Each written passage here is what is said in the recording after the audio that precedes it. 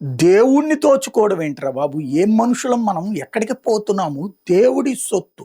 మొన్న పాపం అహోబిలం ఆయన చెప్పుకొచ్చారు. అప్పుడు అంతకుముందు ఉన్నటువంటి దానికి ఇప్పుడొచ్చినటువంటి ఆ మఠానికి సంబంధించినటువంటి డబ్బులు పెరిగినాయి మేమొచ్చిన తర్వాత అన్నటువంటి అధికారి నిరూపిస్తున్నారు. కానీ ఆ సొమ్ములు అంతకుముందు తిన్నదెవరు?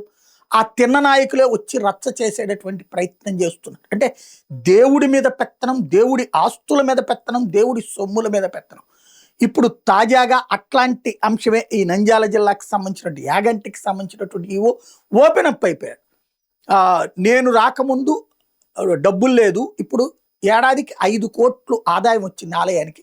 ఇంతకుముందు ఈ డబ్బులు ఎవరు తినేశారు అన్నటువంటి పాయింట్, అది కీలకమైనటువంటి. ఇప్పుడు ఆయన్నే బెదిరిస్తున్నారట, ఆయన మీదనే హత్యా ప్రయత్నానికి సిద్ధమని చెప్తున్నారంటే దేవుడి ఆస్తులు పరిరక్షించేందుకు ప్రయత్నించే దేవాదాయ శాఖ ఉద్యోగిని చంపేసేస్తాము, ఆ సొమ్ములు మేము దోచుకుంటామంటే ఆ పాపం మీ కొంపల్ని, మీ కుటుంబాల్ని, మీ జీవితాల్ని వెంటాడదా?